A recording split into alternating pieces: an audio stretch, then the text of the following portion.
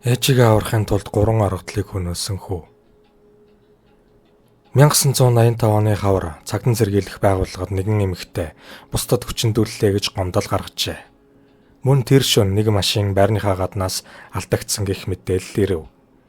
Хэргийг шалгах явцад 3 залуу машин улгайлж гэмт хэрэг үйлдсэн болох нь тодорхой болсон байна. Хэргийн талаар хохирогч эмэгтэй инхүү ярьжээ. Тэрбээр үеийнгийн хүүхнүүдтэй наргиж цэнгэн орой 22 цаг үед гэртээ харахаар зам дагуу гараа өргөн зогсож байв. Нийслэлд тэр үед такси ховор, хувийн машинтай хүмүүс бие биедээ тусалж үд шороо ганц нэгээрээ яваад нэг үн хөлсгүй хүргэдэг байсан цаг. Тэгтэл улаан өнгийн лада машин зогсоход бүсгүй баярлан мөнөх машин цугаад нэгдүгээр хороолоор орохоор болжээ. Машинд 3 залуу сууж байсан бөгөөд тэдний амнаас архи сэнгэнхийг бүсгүй анзаарсан байна. Соц үед машины төгжрөл энэ төр байхгүй болохоор машин гисэр сүмээс хормын төдийл нэгдүгээр хороол түрээд ирэв. Гэвч бүсгүй ихтэд буулгасангүй. Тэрбээр "Хүй, би ирэх газар ирчлээ бууя" гэвэл 3 залуугийн нэг хүйтэн царайтай хацартай сорвтойр. "Хаана буулгахаа бид 3 мэдээ. Харин ч биднийг сайхан жаргаахаа мартуудаа" гэд цааш авч явж тавхив. Түүнийг ойрлоход хажууд нь суусан шар залуу хацарлуу нь тас хийтэл алгатаад "Дуугаа ахгүй бол хогчин шүү" гэжээ. Ингээд эзгүүхээр аваачаад бүсгүйг ээлжлэн хүчиндээ зогсохгүй эмэг бөгж мөнгийг нь дээрэмдэд хэргийн газар орхиод зогтаажээ. Хэргийн эзэд хэн байсан бэ? Цолмон гант тулга баяр сайхан гэдэг 3 залуу гэмт хэрэг үйлдэн амгалангийн шоронд ял эдэлж байлаа. Төрөвчөөсөө удахгүй суллагдах гэж байсан аж. Амгалангийн хорхийн хоригдлууд тэр үед 3 дугаар дунд сургуулийн арт талын 5 давхар нийтийн орон сууцны барилга дээр ажиллаж байв. Гант тулга бол эрдэцтийн хулгайч байсан бөгөөд тэрбээр найздаа архи захин авчруулад гал хам баяр сайхан цолмонтой цуг нэг шил архи хувааж уужээ. Хоригдлууд барилгын хашаан дотор модон вагончиг дотор байрлаж байв. Уусан архи нь хоригдлуудын доод улаан хоолой руу шууд орсон бололтой. Гант тулга "Ахиад яаж ганц шил архи олох вэ" гэхэд нөгөө хоёр нь "Харуул өнөөдөр гэрлүүгөө явсан. Шөнө сэмхэн зэсэнд гарч гадуур жаахан сахилахгүй тах уу" гэв. Ингээд тэд өөр шөнийн цагаар ажлын байрнаасаа сэмхэн гарчээ. Хагсарсан гэмт хэрэгтнүүд үдэш гарч машин улгаалж бүсгүйг хүчирхийлээд шөндөө барилгын хашаа даван орсон учраас хэн ч мэдсэнгүй. Цагтан сэргийлэхийхэнд хэргийн сэжүүр олдсонгүй тул баахан таамаг дэвшүүлэн шалгах ажлаа эхлүүлв. Өнөө шөнө дахин гэмт хэрэг үйлдэхгүй гэсэн таамгийг цагдаагийнхан дэвшүүлсэн нь алдаа болов. Нөгөө 3 хоригдол ахаад л хашаа даван гарч машин олохоор алхав. Нэг хашааны мухарт ВАЗ 469 байгаа хараад очиргүй баярлав. Гант тулга төлхүүргөөр машин асаахтаа гарсан хулгар учир машиныг асаагаад хотын төв рүү хөдлөв. Орой болсон учраас тэдэнд ол зоологчих хүүхэн шуухан олдсонгүй. Хайж давхсаар замын хажуугаар нэгэн охин алхаж буйг анзаарав. Түүнийг харсан гэмтнүүд шүлсэн асгаруулan шууд ноцсон дайрахад бэлэн болов. "Цолмон, жаахан хүүхэн байна. Энэгээр яадаг юм бэ" гэхэд нөгөө хоёр дүүрсэн ялтан "Одоо гэгээ орлоо. Өөр хүүхэн хаанаас олох гэв? Наадах чинь баг хүүхэн болчихсон л байгаа" гэд охиныг шууд машиндаа чирж оруулав. Охины бүх хувцсыг тайлах зураг гэнэт цагдаагийн машин улаан гэрлээ асаасаар гараад ирэв. Тэд зогтлаа. 70 давхрын ойролцоо очоод цагдаагийнхнаас болтож амжив. Охиныг хүчирхийлэх гэсэн боловч нэг л болж өгөхгүй болохоор түүнийг зодоод машиндаа үлдээжээ. Ингээд явган гүйцхээж өөр машин олж унаад замаасаа дэлгүүр ухан хям чихэр ундаа аваад барилгын хэсэг рүүгээ оджээ. Гэмт хэргийн талаарх мэдээ бас л цагтан сэргийлэхэд ирэв. Хайх ажиллагаа үргэлжилсээр. Эцэст нь шорон руу анхаарлаа хандуулж эхлэв. Бүх хорих ангийн дарга нарт мэдгэл явуулж анхааралтай байж харуул хамгаалтаа чангатахыг сануулав. Хорих ангийн харуул хамгаалт чангарч гэрэлтүүлэх нэмэгдэж өгдөд анзааран шалгах ажил эхэлснийг гэмт этгээдүүд битүүхэндээ мэдсэн байна. Төдөлгүй амгалангийн хорих анги барилгын эсгүүдэд татаж гант тулга цолон баяр сайхан горовч битүү цоожинд оров. Гэхдээ тэдний хувьд шоронгийн хашаад аваад дахин хүчингийн эрэг үлдэж хулгай дээрэм хийхгүй бол нойр нь хүрэхгүй байсан бололтой. Амталсан хэрэг 13 дахин гэдэг энтэй.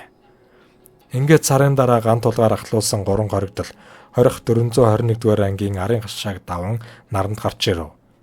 Хотын гудамжаар алхан машин яаж авахдаа нэгэн эзэнгүй машиныг онцолж цонхыг нь хагалж унаад хөтлөв. Цаг орой болсон учраас охид бүсгүйчүүд харагдсангүй. Орон сууцны дундуур явлаа.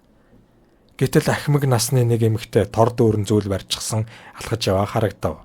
Тэд хаалгаа онгойлгон "Эгчээ, 10 дугаар ойр хаана үлээ" гэхэд "Энэ байрны урд талд нь байгаа. Эндээс харагдахгүй байна" гэхэд нь "Та суугаад яваач. Бид хүргээд өгье" гэхэд эмэгтэй "Юун сайн хүүхдүүд вэ" гэд машинд суужээ. Гэтэл машин өөр тийшээ бүр хотын зах руу авч тавихад эмэгтэй учрыг нь мэдэн нэгнийх нь толгойг эргэтэл алгатав. Гэмтнүүд уурлан машинаа зогсоон эмэгтэйг хүчирхийлэхээр дайрав. Гэвч тэр эмэгтэй мөнөөх хоёр эргэтлийг мөргөлдүүлж нэгийг нь түлхэж унаган өөртөө ойртуулах шинж алга. Хүч тэнхээ ихтэй том чацтай эмэгтэй байсныг мэдсэн тэд хөгшин авгаа хэмээн элдв муухагаар хараасаар хэргийн газраас олджээ. Цагдаагийн газарт машин алдлаа гэх дуудлага ирээд удаагүй байтал хүчингийн эрхийн хохирогч болох шахтлаа гэсээр биерхүү эмэгтэй орж ирэв. Хэсэг хүмүүс бүлэглэн давтан гэмт хэрэг үйлдэлтэд байгаа нь хэнд ч ойлгомжтой болов. Хотоос холгүй байх хорхангийн 3 хоригдол оройн тоонд байсангүй гэх мэдээлэл ирсэн ч өглөө нь орондоо унтж байх нь тэр.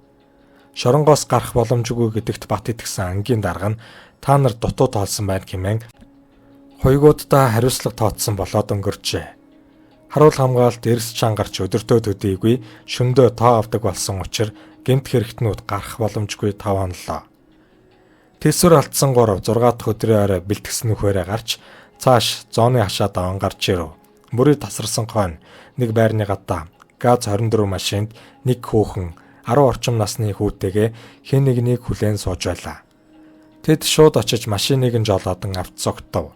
Нөхөр нь гэрээсээ гарч ирээд машинаа байхгүй хараад хүүгээ ойр зур явсан байх хэмээн бодоод гэртээ буцаж оржээ. Тэр байр яамд ажилтдаг хөрөнгө мөнгө илбэгтэй нэгэн. Ганц хүүгээ багаас нь машин жолоодод сургасан аж. Хүн ч машин жолоодох хоббитой учраас ойр зур чадмаг жолоодан явдаг байна. Бүсгүй айд сандран уйлсан ч тэд алгатаж айлхан сүрдүүлв. Туул голын бургасан даваачин хүүгийнх нь нүдэн дээр эхийг нь ээлжлэн хүчинтжээ. Тэд "Одоо би миний ээлж олцоход байна. Чи яасан уддаг юм бэ" хэмээн бүсгүйрөө ноцсон дайрах зуур гэнэт машин хөдөлж өмдөө татах завдал өгөлгүй нэгийг нь дайрч орхив. Ухрахтаа нөгөө хоригдлыг бас мөргөв. Ээжигээ авч зогтохдоо бас нэг хоригдлыг мөргөөд давхин одов. Хүү ойр зурхан яваад ирдэг ч энэ удаа их удсанд гайхсан аав нь байрныхаа гадаа хүлээд суутал эхнэр хүүн давхиад ирэв. Эхнэр нь уйлж хамаг хувцсан урагдан хацрыг нь дагаад цус гойдсон байх нь тэр. Юу болсныг эхнэрээсээ сонсоод хинч хараагүй гэдэгт итгэн нам дарахаар шийджээ. Нөхөр нь өөрийн нэрээ цэвэр авч үлдэхийг хичээн инхүү шийдсэн хэрэг. Тэр үед үхрээ хайж явсан эмгэн 3 хүн цус нүжиндөө утгалдан ухаангүй хэвтэж байгааг хараад сэргийлэх дуудав. Ингээд хэргийн газар ирсэн цагдаагийнхан эмэгтэй хүний хөхөвч урагцсан цамц өрөөсөн гутал зэргийг олж шалгаснаар удаатаараа гэмт хэрэг үйлдсэн хүмүүс мөн болохыг төвөггүй мэджээ. Харин хохирогчд яагаад цагдаа тандахгүй байгаа нь тодорхойгүй гэсэн ч хайсаар байлаа. Хэргийн газраас зүүн хэсэгтээ баг зэрэг цус олсон өрөөсөн алтан эмэг олтлоо. Шинжлүүлэхэд 2 дугаар үлгийн цустай эмэгтэй болох нь тогтоогдов. Бүх газарт анхааралтай байхыг сануулan нийслэлийн хэмжээнд эрен сурвалжлах ажлыг эхлүүлжээ. Хэрэг гарснаас бараг сарын дараа нэг эмэгтэй өрөөсөн алтан эмгээ бүгд чийлгэхээр дархны газар очлоо гэх мэдээлэл ирэв. Эмэгтэй зүүн чих сэтэрч хоёулсан нээлт. Нөхөр нь ГАЗ 24 машинтай бөгөөд хэргийн газраас олдсон дугуйны хээтэй таарж байлаа. Ингээд гэмт хэргийн хохирогч мөн 3 хүнийг мөргөж амийг нь хөнөөсөн хүүг олов. Нөхөр нь яагаад цагдаад хэлээгүй учраас хэлв. Ээжигээ хамгаалан онц ноцтой гэмт хэрэгтнүүдийг хөнөөсөн 10 настай жаал хүүг тэр үеийн шүүх буруутан итгээд гэж үздсэнгүй.